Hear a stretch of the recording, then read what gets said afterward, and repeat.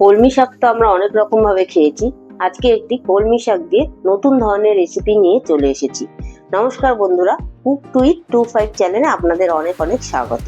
আসুন রেসিপিটা দেখে নিন। রেসিপিটির জন্য লাগছে হচ্ছে কলমি শাক। দেখুন এখানে কলমি শাক নিয়ে নিয়েছি। এই কলমি শাকগুলো আমি ভালো করে কেটে ধুয়ে নেব। কলমি শাকগুলো কেটে ধুয়ে নিয়েছি, একটু বড় বড় করে কেটেছি। দেখুন এইভাবে এই রেসিপিতে কলমি শাকগুলো একটু বড় বড় করে কাটতে হবে, আর ডাঁট সমেতই এটা দিতে হবে। আর তার সাথে লাগছে বেগুন, আলু, কুমড়ো, যেগুলো আমি ছোট ছোট টুকরো করে কেটে নিয়েছি। এবার কড়াইটা গরম করতে বসিয়ে দিয়েছি। কড়াইটা গরম হয়ে যাওয়ার পর দিয়ে দিচ্ছি সর্ষের তেল। তেলটা ভালো করে গরম করে নেব। দিয়ে তেলটা গরম হয়ে যাওয়ার পর দিয়ে দিচ্ছি বড়ি। বড়িগুলো ততক্ষণ ভাজবো যতক্ষণ বড়িগুলো লাল না হয়ে যায়।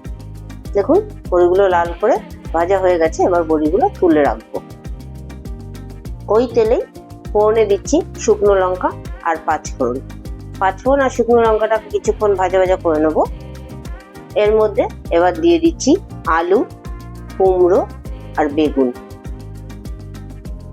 দিয়ে এর মধ্যে খানিকটা হলুদ আর নুন দিয়ে একটু লাল লাল করে ভেজে নেব।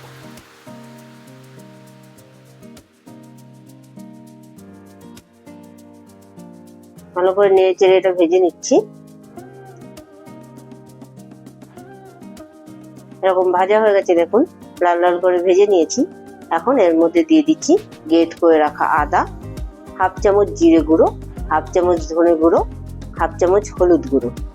এই সবজিতে একদমই কম মশলা, কম তেলে করব।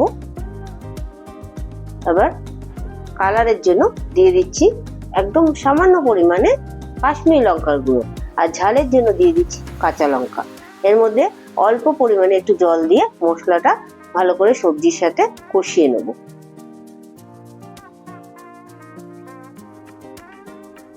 কয়েক সেকেন্ড ভালো করে একটু কষিয়ে নিতে হবে, যতক্ষণ পর্যন্ত মশলা থেকে কাঁচা গন্ধটা না চলে যায়।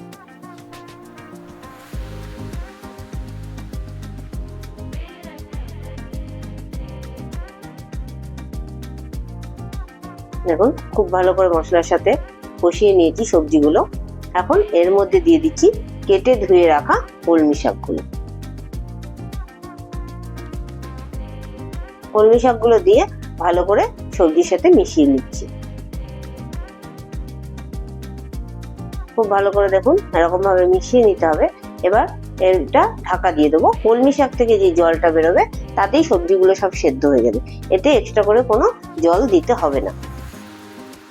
5-7 মিনিট পর ঢাকনাটা তুলে নিলাম। দেখুন সবজিগুলো অনেকটাই সেদ্ধ হয়ে গেছে, আর কলমি শাকটা একদমই মজে গেছে। কিছুক্ষণ নাড়াচাড়া করার পর এখন এর মধ্যে দিয়ে দেবো আমি সামান্য পরিমাণে চিনি আর ভেজে রাখা বড়িগুলো।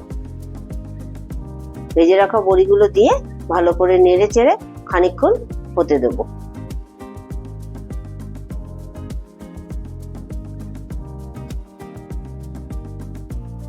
কিছুক্ষণ নাড়াচাড়া করার পর সবজিটাও আর শাকটা দেখুন খুব ভালো করে মজে গেছে। এখন এটা নামানোর আগে এর ওপরে দিয়ে দিতে হবে ধনেপাতা কুচি। ধনেপাতা কুচি দিয়ে ভালো করে মিশিয়েই তৈরি হয়ে যাবে আমাদের কলমি শাকের সবজি বা তরকারি। এটা যেমন গরম ভাতে খেতে ভালো লাগবে, তেমন রুটি দিয়েও খেতে খুবই ভালো লাগবে। এই গরমে এরকম কম তেল মশলাযুক্ত খাবার খেতে সবারই ভালো লাগে। একবার বন্ধুরা আপনারা এই রেসিপিটা বাড়িতে তৈরি করে খেয়ে দেখবেন। রেসিপিটি যদি ভালো লেগে থাকে লাইক, কমেন্ট, শেয়ার অবশ্যই করবেন। আমার চ্যানেলে নতুন বন্ধু হয়ে থাকলে চ্যানেলটি সাবস্ক্রাইব করবার অনুরোধ রইল। আজকে এই পর্যন্তই। আবার দেখা হবে নতুন আরেকটা রেসিপির সাথে। ততক্ষণের জন্য টাটা।